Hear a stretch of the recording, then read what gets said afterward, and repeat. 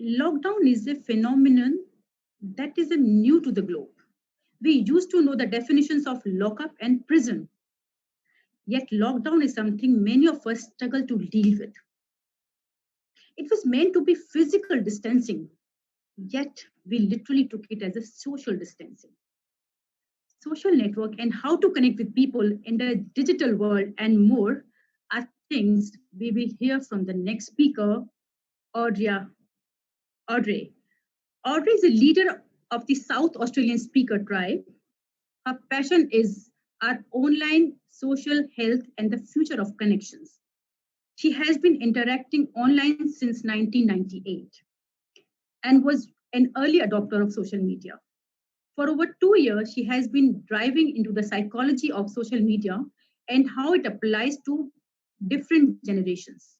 In 2018, she founded Net Healthing, teaching healthy online habits to stay away from addictions or disconnections and develop healthy online connections based on core human values.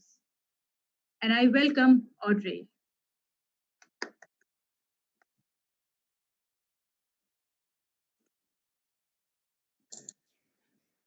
Do you sometimes feel overwhelmed by the way you scroll into your online field and get dragged into so many enticing headlines, drifting you away from what you originally wanted to do online?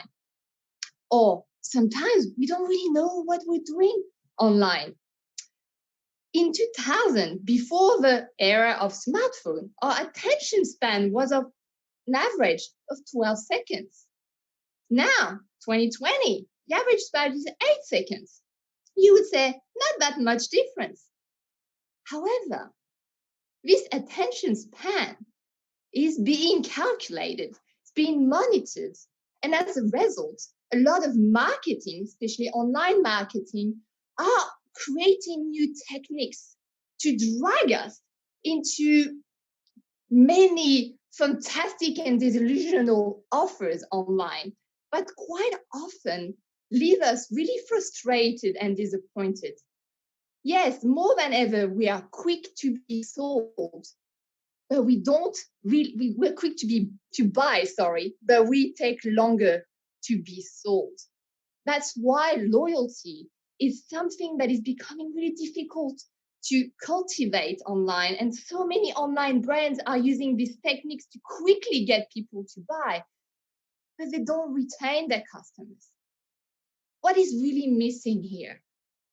One of my healthy online habits is to systematically go online with intention of attention, respecting the person we're going to interact with, our future customer, or just someone we genuinely want to connect with, respecting their time, respecting what we want to offer to them.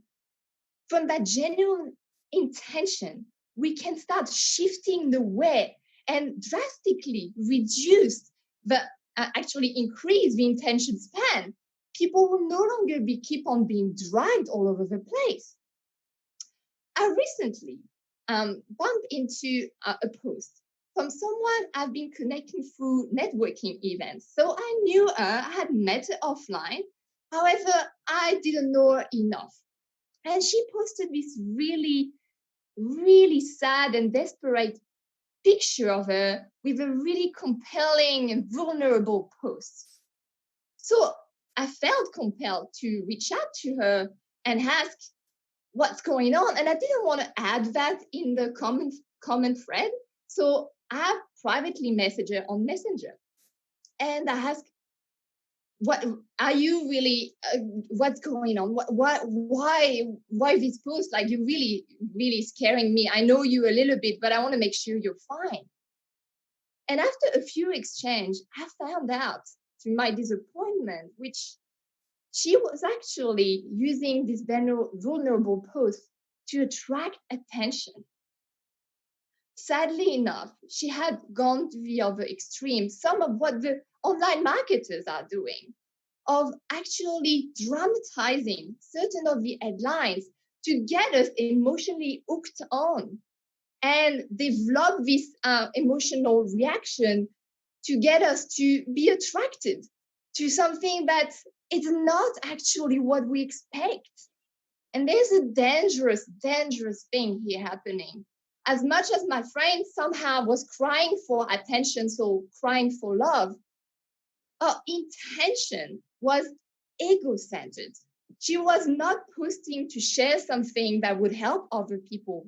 She was just posting to get this attention and nourish our own self. That's what we're seeing with a lot of online marketers as well. They systematically want to invade our attention span with things that we're not technically interested by.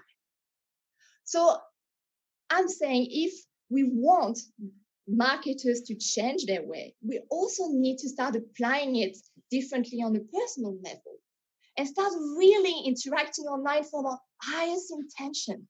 Being willing to really ask ourselves the question, why do I want to sell this online course? Who do I want to really serve? How do I going to approach these people from my highest intention in order I grasp their intention meaningfully and I can get them to remember me and be loyal to me on the long-term basis. So don't get into the trap of getting quick buy. Think long-term and respect your future customers. Thank you for your attention. Wow. It was a great talk. Value, connections, and the life choices we make online. I'm sure me and many more in the group, we are surely to reaching out to you to understand more about it.